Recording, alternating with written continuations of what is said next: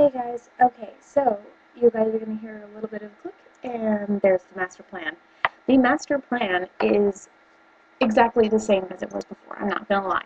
I'm just redoing this entire thing, and you guys are going to have to see me go through scratch. So, we've got the three main categories: food, drink, and exercise, all of which are crucial to any sort of health maintenance, okay? Any sort of homeostasis, if you want to get fancy. Then let's start off with the basic, food. The one thing I don't understand about most food critics or diet physicians or something along those lines, the fancy titles they make for themselves, nutritionist is a big one. They tell you, cut back on all the foods. And yes, I have preached a similar thing, but really the main thing is just don't gorge. I mean, me, if you get me in a nice restaurant and there's tons of delicious food and it's just up for the grabs of everybody that wants it, like that place where they slice the beef off on your plate, that's fucking epic.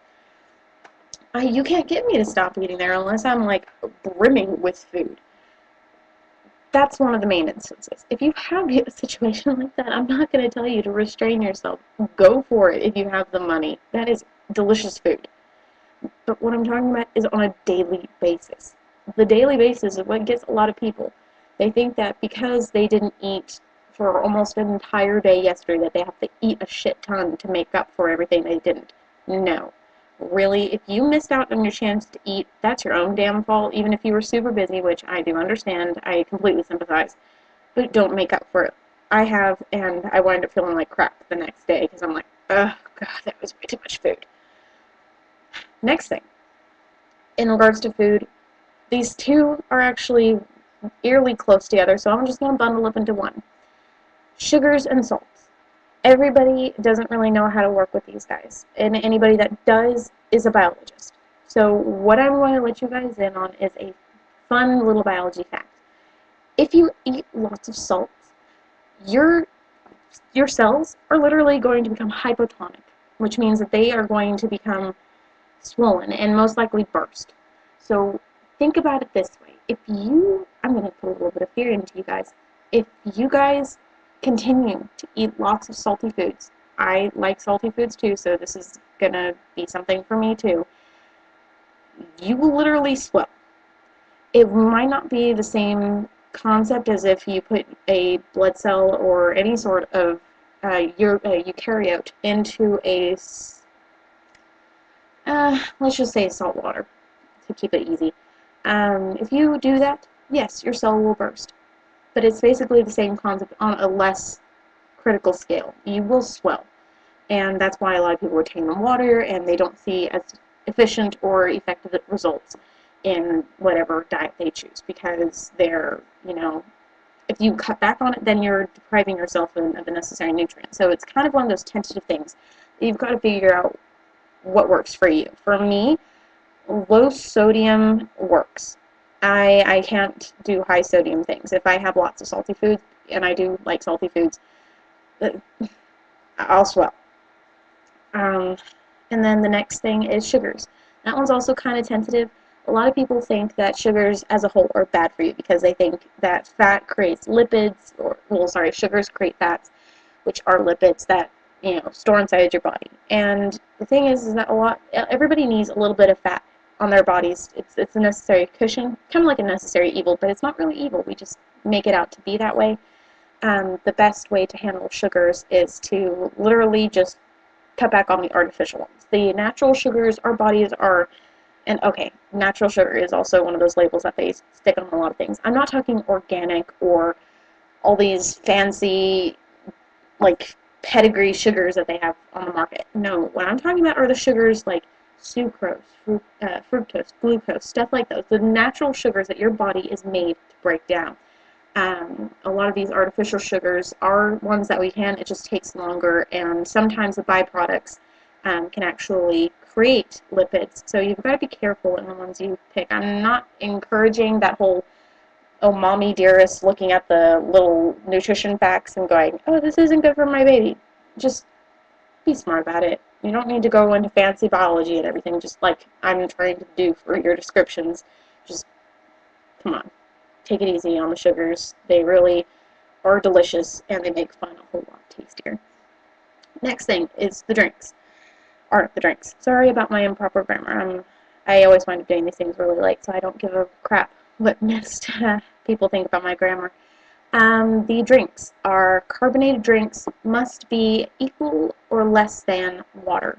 That is the most basic thing that we've been told by our parents or guardians or anything in regards to how much we should drink one to the other. The carbonated drinks have to be less or equal to, for every 8 ounces of a carbonated drink, such as a Monster or soda or anything carbonated, even if it's a natural juice, you have to drink equal parts of water, equal or greater actually, because the water is definitely something that will help, because even in alcohol, people don't really understand that it does dehydrate you. So drinking water not only helps you retain your sobriety a little bit longer, but it also reduces the peak level of inebriation. It extends the buzz, although it slightly dilutes it, ironically. You've got all sorts of things that go for you if you drink water, and everyone undermines it. It really is amazing to drink for your body, and amazing for your body to drink it. See, this is what exhaustion does to someone. The next thing is exercise. Everybody has problems. They always try and say I'm too busy or something like that. If you're too busy to exercise, then tweak what you do every day. Like me, for example, right now I'm in a busy streak, and I know that I'll have time to relax and do the proper exercising, but pretty much what a busy person can do is, if you are like a hostess like me, if you are walking your guests to the table and they are, talking, chit-chatting, all that fun stuff that a lot of people do in restaurants when you're trying to get them to their table, engage your abs. Focus on your stride. Little things that you do can actually improve your posture, your overall health. I think for an entire week, I engaged my abdominal muscles, and even started to engage my obliques whenever I was walking, and it actually showed results. Very slow results, because it wasn't me actually doing crunches or some nonsense like that, but it did help, and I would recommend that before I would recommend going and making a schedule. Even though making a schedule does help for busy people, it's not effective unless you have those things that you know will happen, like school or work or something like that. A schedule, not these random life occurrences that do mix up a lot of things for people.